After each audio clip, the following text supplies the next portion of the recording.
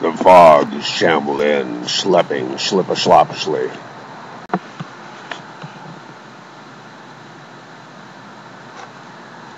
And long ago, before the Lord of the Universe arrived on Earth as the man Jesus, a young family arrived from Venus, escaping disaster.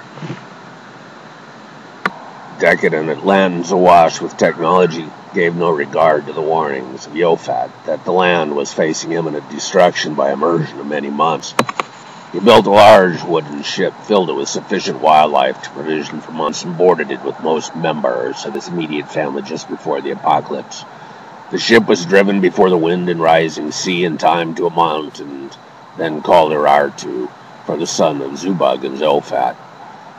The couple, now millennia old, began experiencing the onset of aging even in the easier conditions of Earth. They were restless to journey around the rest of the Earth and return to the Andes to leave some sign of any future Venusian travelers that might have survived to reach Earth. The legacy of Yofat Zubug, Ara and his family left an impression on Earth culture development, lasting millennia. Following signs they left in ancient cultures, European travelers followed the glaciers of the northern ice cap back along the west to reach the American continents in the 20th century before Christ.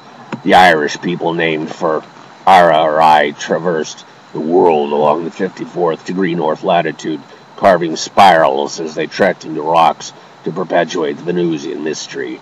The I people crossed over northern Canada and inhabited Wrangel Island in northern Alaska, north of Ketchikan, southern Alaska, before the naming began, Kuchikan. They traveled north to the great mountain of Denali and gave it a name of their own, after the island in the eastern Mediterranean that had been their initial home in Eurasia. The name remained in the language of the people that had crossed the land bridge from Asia, and in that of the people that followed in skin boats after the sea level rose as the Wisconsin Ice Age ended. The I reached Hokkaido and eventually continued intermarriage with Asian peoples. A descendant of the king of the Ainu became the emperor of Ai of the Han dynasty in the year 2 BC, when the Lord of the Universe arrived in Bethlehem.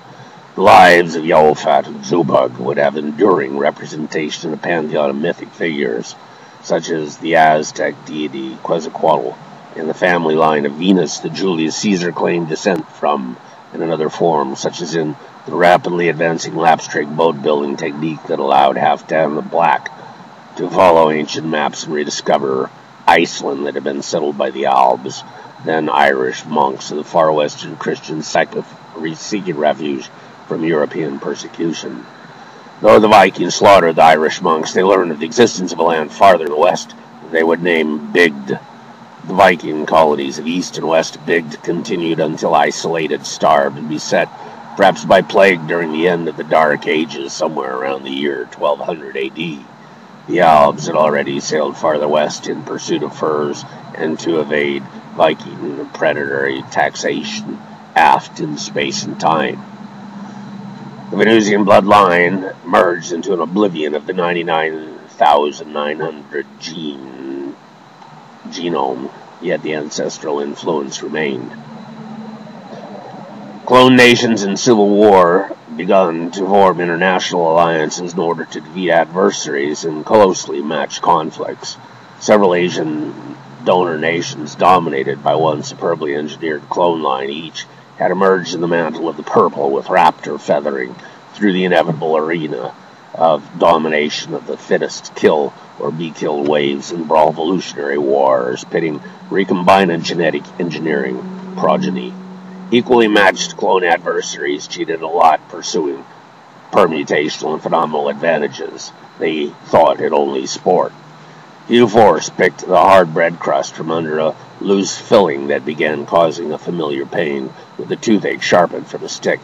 He regretted that the casting director for covert desert training found remedial dental reconstruction consistent with his role as a low-level business functionary of a Syrian weapons firm.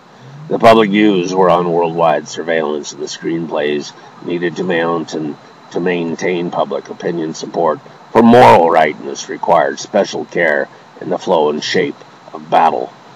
The Fedayeen would annihilate an oppressive civilization that permitted nationalism to exist with wealthy infidels flourishing behind the apartheid of national boundaries.